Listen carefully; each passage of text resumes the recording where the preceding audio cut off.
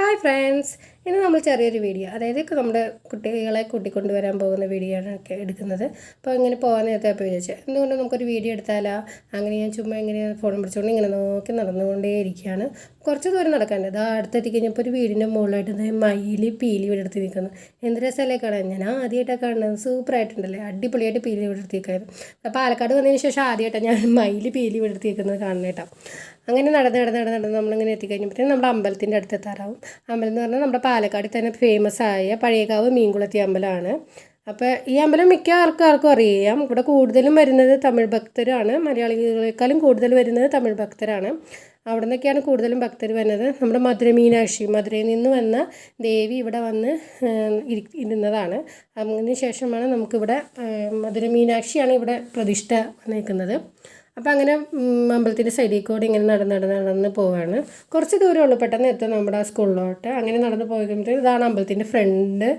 അങ്ങനെ ക്ലിയർ ആയിട്ട് എനിക്ക് എടുക്കാൻ പറ്റിയില്ല, എന്നാലും അത്യാവശ്യം ഞാൻ എടുത്തിട്ടുണ്ട്. ഇതാ നമ്മുടെ സ്കൂളെത്തി കഴിഞ്ഞപ്പോൾ ഇത് 2 സ്കൂളുണ്ട്. അമ്പലം വകയിൽ തന്നെ 2 സ്കൂളുണ്ട്. ഒന്ന് ഗേൾസ് സ്കൂളും ഒന്ന് ബോയ്സ് സ്കൂളും.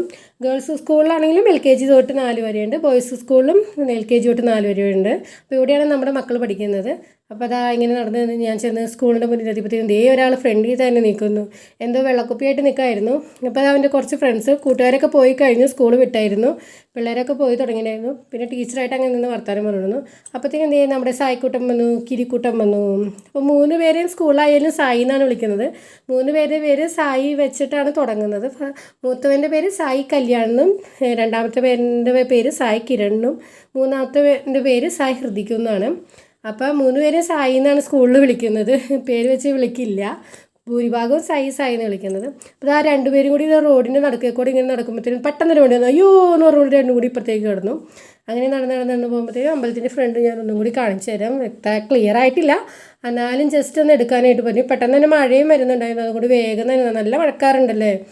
പിന്നെ ഇതാ അങ്ങനെ നടന്നു കഴിയുമ്പോൾ ഗ്രൗണ്ടാണ്. ഇത് അമ്പലത്തിൻ്റെ ഫ്രണ്ടിലുള്ള ഗ്രൗണ്ട്. അയ്യോ അമ്മേ വയ്യ, സായിക്കിരി എന്തോ തോണ്ടി എന്ന് പറഞ്ഞുകൊണ്ട് എൻ്റെ അടുത്തേക്ക് വന്നു. പിന്നെ അങ്ങനെ നടന്ന് ചെന്ന് കഴിഞ്ഞപ്പോഴത്തേനും അവിടെ നിറയെ പട്ടികൾ കിടക്കുന്നുണ്ട് കേട്ടോ. കടിക്കൊന്നുമില്ല, പാവങ്ങളാണ്. എപ്പോഴാണ് വയലൻ്റ് ആവണേന്ന് അറിയില്ല. പോണതാ മൊത്തം പട്ടികളാണ്. പിന്നെ ഒരാൾ നോക്കുമ്പോൾ അയ്യ സ്കൂളിൽ പോയതിൻ്റെ ക്ഷീണമൊക്കെയാണെന്ന് തോന്നുന്നത്. ഇന്ന് വലിയ എനർജിയില്ല. അപ്പോൾ അതാ നോക്കുമ്പോൾ നമ്മുടെ സായിക്കൊരു ചീറി പാഞ്ഞ് പോവുകയാണ്. ശങ്കരി വാടാ വാ എന്ന് പറഞ്ഞുകൊണ്ട് വിളിച്ചുകൊണ്ടേ ഇങ്ങനെ പോവാണ്. അത് കഴിഞ്ഞപ്പോഴത്തേനും ഒരാൾ വയ്യ എന്ന് പറഞ്ഞുകൊണ്ട് ഇങ്ങനെ ഇരിക്കുക. പെട്ടെന്ന് തന്നെ ആൾക്ക് എനർജി വരും. നിങ്ങൾ കണ്ടോട്ടോ ഗായ്സ്, വേഗം തന്നെ ഷൂ എന്ന് പറഞ്ഞതാ ഓടിപ്പോണു. നമ്മുടെ 2 പേരും കൂടി ടീച്ചേ.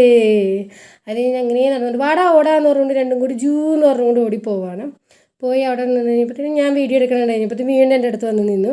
അപ്പോൾ സായിക്കൊരു ബാക്കിൽ നിന്ന് പറയുന്നത് ശങ്കരി നോക്കടാ, അതാ ആ ചിറ്റ വീഡിയോ എടുക്കണടാ, നോക്കടാ വീഡിയോയിലോട്ട് നോക്കടാന്ന് പറഞ്ഞു. അപ്പോൾ ഇന്നത്തെ വീഡിയോ ഇഷ്ടപ്പെട്ടെങ്കിൽ ലൈക്ക് ചെയ്യുക, ഷെയർ ചെയ്യുക, സബ്സ്ക്രൈബ്. Bye bye.